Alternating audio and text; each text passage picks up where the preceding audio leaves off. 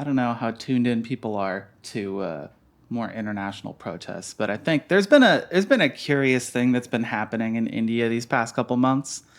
Um, for those of y'all that aren't aware of the situation, let's get into it. So, in May 2026, Soraya Kant, the Chief Justice of India, made a comment about how activists and unemployed youth are "quote unquote" cockroaches and the parasites of society. So, from that came the inspiration of a sort of parody political party known as the Cockroach Janta Party, which is a play on the phrase, plus the BJP party, which presently rules India. So it was started off as a joke by a digital communication strategist who used to volunteer with the more centrist party in India. But I'd say within the past month, it's turned into some more serious militant protests by many youth in the nation.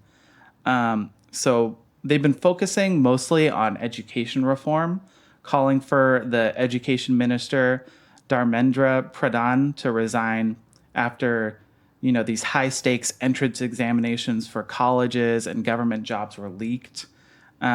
This was a pretty serious deal, because I think anybody who knows anything about Indian culture understands there's like a certain like underlying stigma that has to do with somebody's like caste position. And if like imagine if you went to a school and then suddenly your test scores got leaked and everybody knows you didn't make it to a certain college.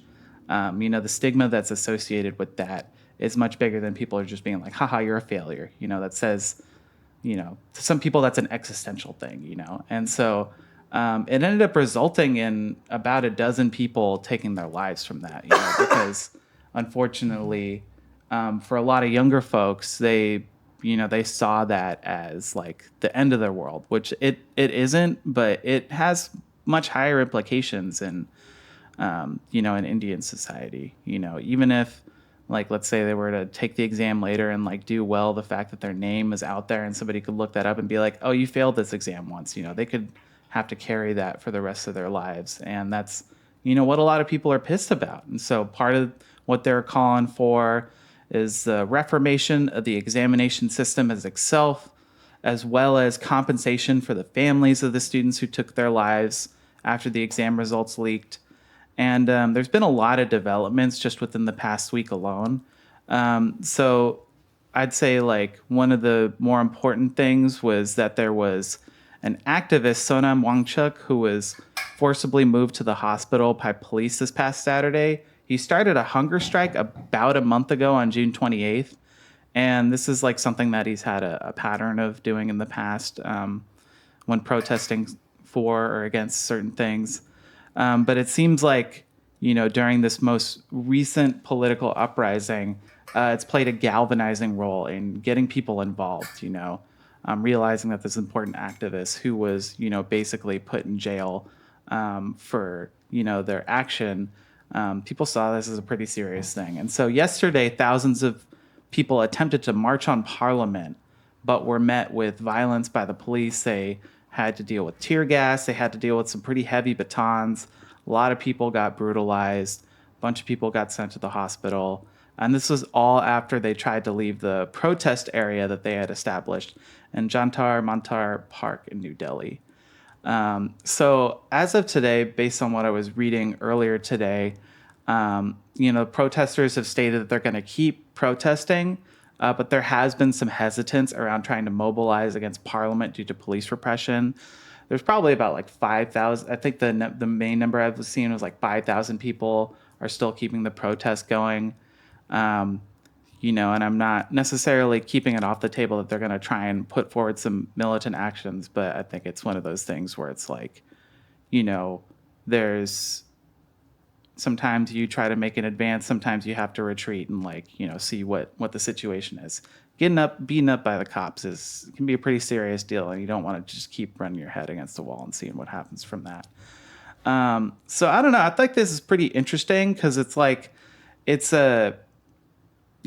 seems like a pretty organic political movement that's come out of something that was initially like a joke and like poking fun at the government.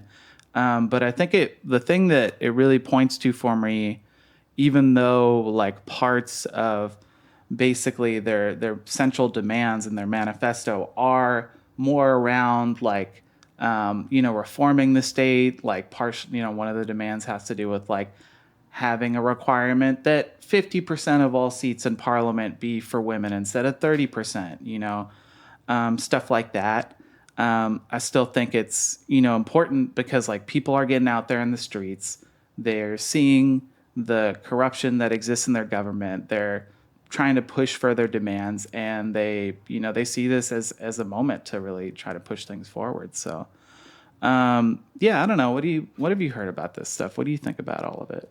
Well, I only hear things about, or I've only heard about these recent protests from other, content pages on social media, right? Like, obviously, in America, we don't hear about foreign protests unless Even if it's in a country of 1 billion people. Yeah, but we only hear about protests in other countries if it like plays into whatever particular media narrative is relevant for a country, right? Unless you are, a South Asian person that pays attention to the diaspora news, for instance. Yeah. Right. Another example is I just love the issue of protests, right?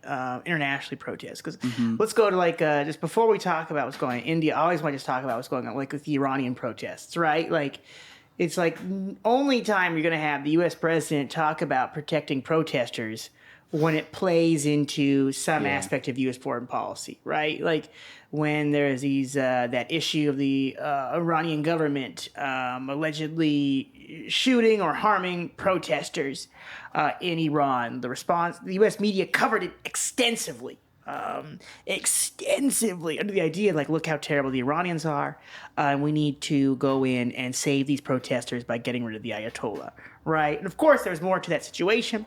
Turned out there are all kinds of Mossad-affiliated groups moving weapons into the country. There's also the general just media blackout that oftentimes it took a long time to figure out exactly what was going on. And that was all secondary because all this reporting was done for the idea that the United States government can fix this by going in and replacing their government.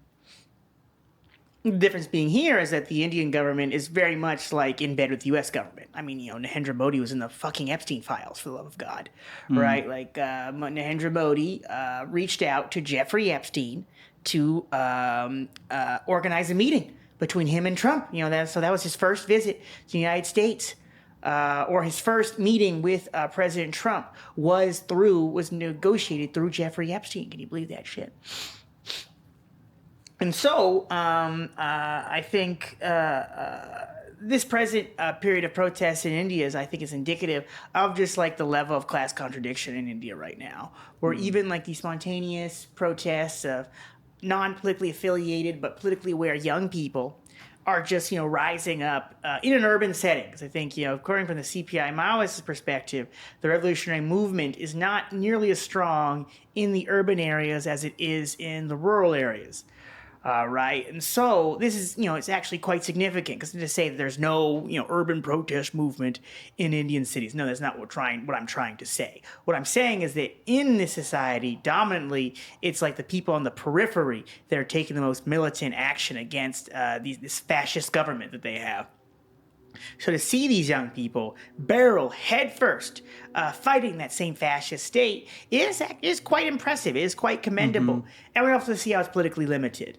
Like the student activists at this moment do not have the means to wage an armed struggle against the fascist Indian government. They're not able to defend themselves properly against groups of armed men shooting at them, right? So there's real serious decisions that they have to make about what they're trying to do right now, right? Because the success of the movement should not be predicated on everybody getting shot.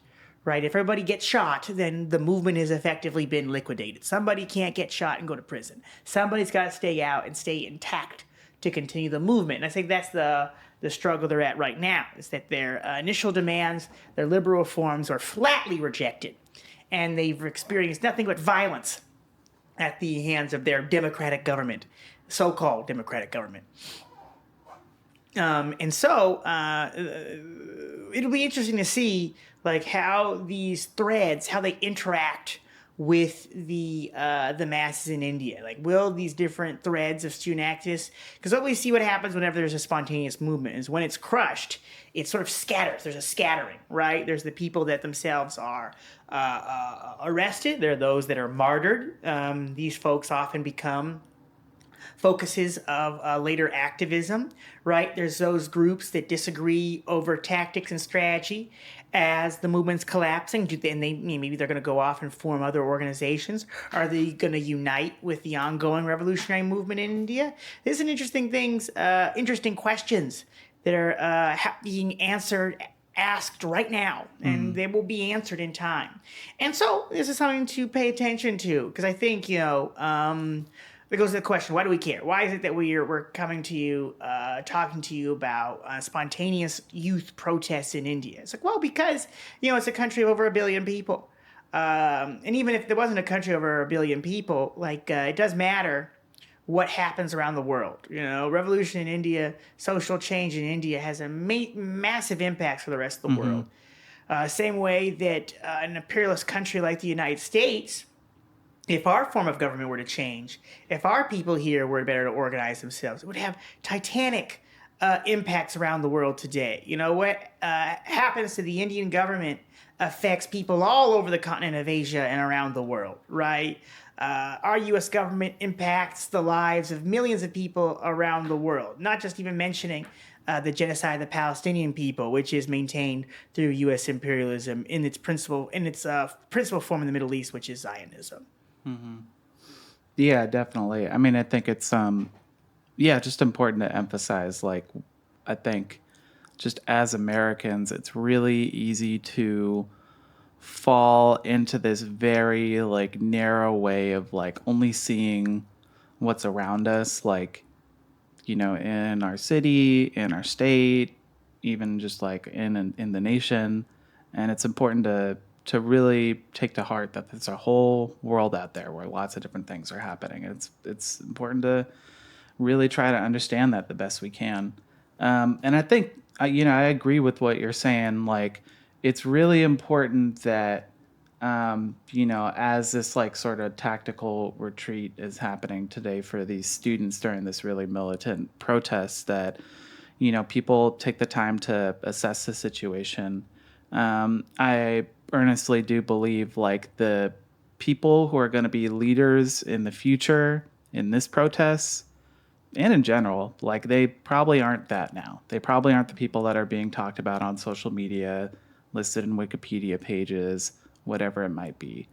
And I think that's, the only way we're going to figure out who that is if people really struggle together and people step up over time.